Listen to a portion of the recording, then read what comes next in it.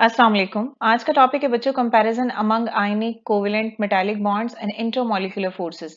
यानी सिंपली हम ये कह सकते हैं कि आज हमने कंपैरिजन पढ़ना है इंट्रामॉलिक्यूलर और इंट्रामॉलिक्यूलर फोर्सेस के दरमियान में। ठीक है, तो ये बच्चों एक डिस्क्रिप्टिव सा टॉपिक था, तो इसलिए मैं इसकी यहीं से रीडिंग कर देती हूँ, इसको यहीं से समझा देती हूँ। ठीक है, केमिकल बॉन्ड्स में कौन कौन से बॉन्ड्स आते हैं? आयनिक बॉन्ड है, कोवेलेंट बॉन्ड है, मेटालिक बॉन्ड है। ये तीनों के तीनों कौन से बॉन्ड है? केमिकल बॉन्ड है। केमिकल बॉन्ड्स को हम इंट्रामॉलिक्यूलर फोर्सेस भी बोलते हैं। ठीक है, so chemical bonds, ionic, covalent, and metallic bonds are usually termed as a true chemical bonds as they affect the chemical properties of the substance. दो atoms या दो से ज्यादा एटम जब आपस में कंबाइन करते हैं तो उनके दरमियान में केमिकल बॉन्ड होता है। अब वो केमिकल बॉन्ड आयनिक भी हो सकता है, कोवेलेंट भी हो सकता है और मेटालिक भी हो सकता है। तो ये जो केमिकल बॉन्ड है ये हमें केमिकल प्रॉपर्टीज के बारे में इंफॉर्मेशन देते हैं। ठीक, this is because of the certain reason. इनके कुछ रीजन है, अब उनको हम पढ़ते हैं। सबसे पहले firstly chemical bond result in the formation of the new species through the transfer and sharing of electron। जब भी दो स्पीशी के दरमियान में इलेक्ट्रॉन का ट्रांसफर होता है या इलेक्ट्रॉन की शेयरिंग होती है तो केमिकल बॉन्ड्स बनते हैं। ठीक है, अब वो केमिकल बॉन्ड ट्रांसफर से कौन सा बनेगा और इलेक्ट्रॉन की शेयरिंग से कौन सा बनेगा ये हमने पहले पढ़ा हुआ है। जब भी दो एटम्स के दरमियान में इलेक्ट्रॉन का ट्रांसफर होता है तो उनके दरमियान बनने वाले बॉन्ड को हम बोलते हैं आयनिक बॉन्ड, और जब भी दो एटम्स के दरमियान में इलेक्ट्रॉन की शेयरिंग होती है तो उनके दरमियान बनने वाले बॉन्ड को हम बोलते हैं कोवेलेंट बॉन्ड। अब आपको देखो, जब दो एटम इलेक्ट्रॉन को ट्रांसफर करेंगे तो देखो एक एटम ने इलेक्ट्रॉन दे दिया, दूसरे ने इलेक्ट्रॉन एक्सेप्ट कर लिया, तो इलेक्ट्रॉन अब वापस तो नहीं ना आ सकता। इस केस में जब कंप्लीट ट्रांसफर ऑफ इलेक्ट्रॉन होता है तो जो बीच में बॉन्ड बनता है that is much stronger as compare to covalent bond, because covalent bond में इलेक्ट्रॉन की शेयरिंग होती है, शेयरिंग तो कभी भी वापस आ सकती है। ठीक है, whereas the intramolecular forces, अब इंट्रामोलिकुलर फोर्सेस मींस अब दो मॉलिक्यूल्स के दरमियान जो फोर्स है उसके बारे में हम बात करेंगे। पहले हमने जो ट्रांसफर और शेयरिंग इलेक्ट्रॉन की बात की, हमने विद इन द मॉलिक्यूल बात की है। ठीक है, जिसको हम इंट्रामोलिकुलर या केमिकल बॉन्ड बोलते हैं। Intramolecular forces act to bring the molecule close and influence the physical properties. अब इंट्रामोलिकुलर क्या करते हैं बच्चे? दो मॉलिक्यूल को एक दूसरे के करीब लाते हैं और इससे फिजिकल प्रॉपर्टी जो है वो इस पर डिपेंड करती हैं। However, such a clear distinction between the chemicals bond and intermolecular forces is not possible. The distinctive features of the chemical bonds and intermolecular forces is their bond strength. दोनों forces में जो main difference है बच्चे वो किस चीज का है? वो bond strength का है। अब आप खुद सोचो, जो bond strong होगा उसको break करने के लिए हमें energy ज्यादा देनी पड़ेगी, तो जितनी ज्यादा एनर्जी देंगे इसका मतलब है कि उस बॉन्ड की स्ट्रेंथ ज्यादा है। अभी मैंने बोला कि आयनिक बॉन्ड में इलेक्ट्रॉन का कंप्लीट ट्रांसफर होता है तो उनके दरमियान बनने वाला बॉन्ड क्या होता है? स्ट्रांग होता है। तो it means that ionic bond को ब्रेक करने के लिए एनर्जी ज्यादा चाहिए। क्यों? क्योंकि आयनिक बॉन्ड जो है वो स्ट्रांग होते हैं। ठीक है, the strength of the force is measured by the bond energy. किसी भी फोर्स की स्ट्रेंथ को हम किससे मेजर कर सकते हैं? बॉन्ड एनर्जी से।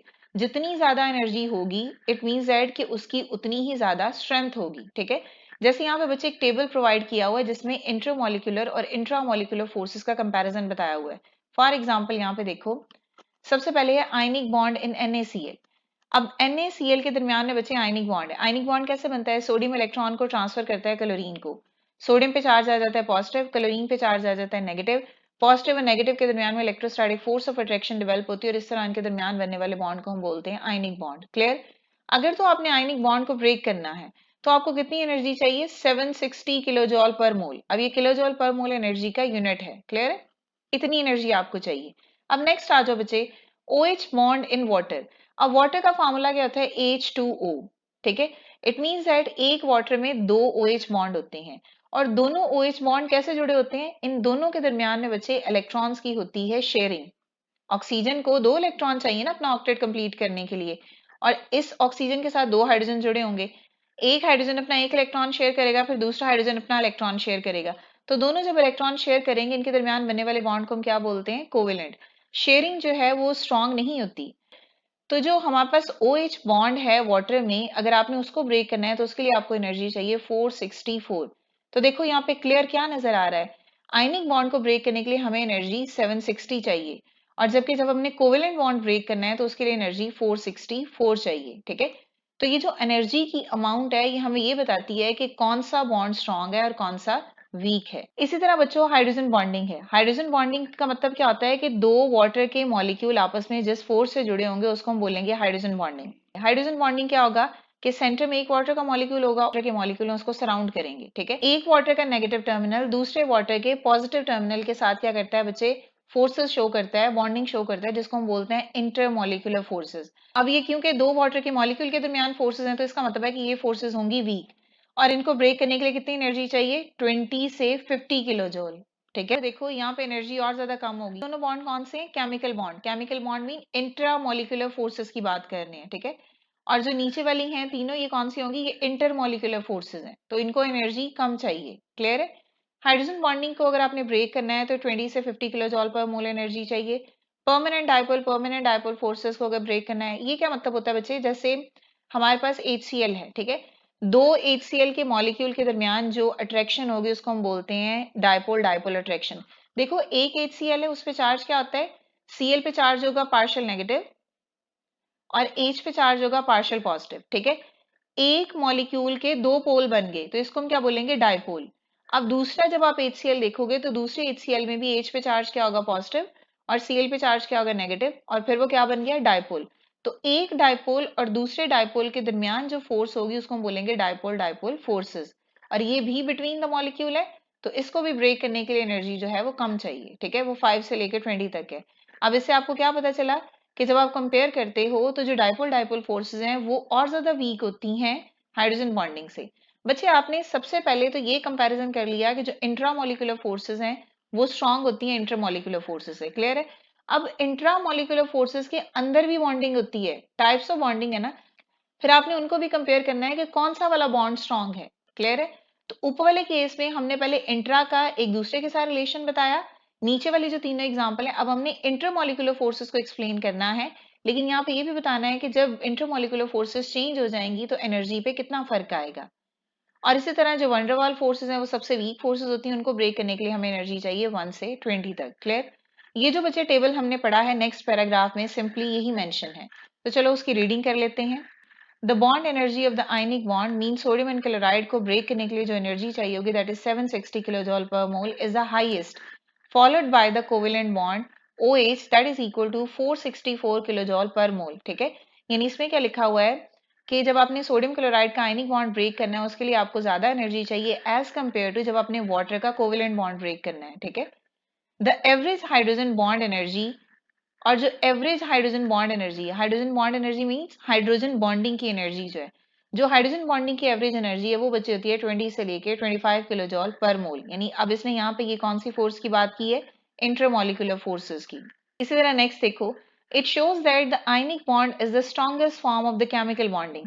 अब हमने आयनिक बॉन्ड को एक्सप्लेन किया, कोवेलेंट बॉन्ड को एक्सप्लेन किया, तो हमने देखा कि आयनिक बॉन्ड के लिए एनर्जी ज्यादा चाहिए, तो इसका मतलब यहाँ पे ये हुआ कि जो आयनिक बॉन्ड है उसकी स्ट्रेंथ ज्यादा होती है बाकी जितनी भी टाइप्स केमिकल बॉन्डिंग में आती हैं। It also reveal that the chemical bonds are generally much stronger than the intermolecular forces.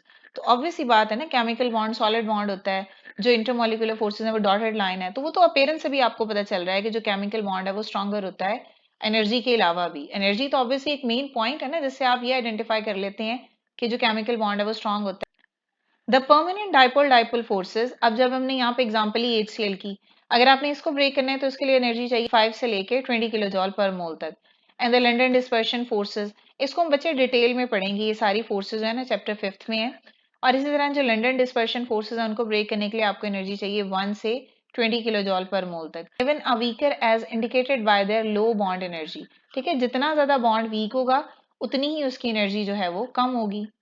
इसके बाद नेक्स्ट है metallic bond is mostly elaborated in terms of the electrostatic force. Metallic bonds क्या होता है बच्चे? बेसिकली मेटल्स के अंदर जो बॉन्ड होता है उसको हम बोलते हैं कि वो मेटालिक बॉन्ड है। तो उसने कहा है कि जो मेटालिक बॉन्ड है उसको मोस्टली हम किससे एक्सप्लेन करते हैं? In terms of their electrostatic forces.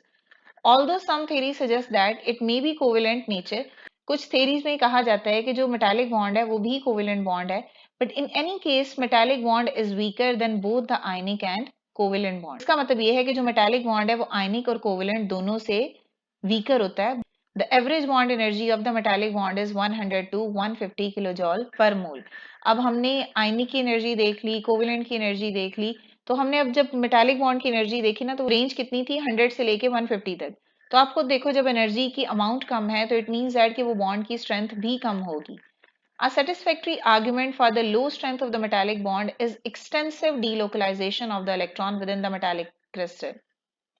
तो इसका मेन रीजन है बच्चे इलेक्ट्रॉन्स की डीलोकलाइजेशन, इलेक्ट्रॉन्स की मूवमेंट होती है मेटालिक क्रिस्टल्स के अंदर ही। ठीक है, मेटल्स के अंदर ही जो इलेक्ट्रॉन्स की फ्री मूवमेंट हो रही होती है, तो उस वजह से ये जो बॉन्ड एनर्जी है उसकी कम होती है और इसकी जो बॉन्ड की स्ट्रेंथ है वो भी कम होगी। क्लियर? तो बच्चे यहाँ पे आपने सिर्फ ये देखना है कि जितना ज्यादा बॉन्ड स्ट्रांग होगा उतनी ही उसको ब्रेक करने के लिए एनर्जी ज्यादा चाहिए होगी। तो अगर आप केमिकल बॉन्ड में देखो तो आयनिक बॉन्ड ज्यादा स्ट्रॉन्गर होता है as compare to covalent and metallic bond. ठीक है, इसी तरह हमने इंटरमोलिकुलर फोर्सेज में देखा कि इंटरमोलिकुलर फोर्सेज में हाइड्रोजन बॉन्डिंग है, डाइपोल डाइपोल फोर्सेज हैं, वंडरवाल फोर्सेज हैं और लंडन डिस्पर्शन है। और हमने सबकी एक रेंज वैल्यूज देखी और हमने सबकी रेंज वैल्यू देखी है कि किस बॉन्ड को ब्रेक करने के लिए कितनी एनर्जी चाहिए। क्लियर है? तो ये बच्चों सिंपल सा टॉपिक था, आई होप कि आपको क्लियर हो गया होगा। यहाँ पे वो सब चीजें मेंशन थी जो इससे पहले हमने बॉन्ड एनर्जी में पढ़ी थी। ठीक है, तो इसलिए मैंने यहाँ पे इसको डिस्क्राइब कर दिया है। अगर स्टिल कोई भी क्वेश्चन है तो आप कमेंट कर सकते हैं। नेक्स्ट वीडियो तक के लिए अल्लाह हाफिज।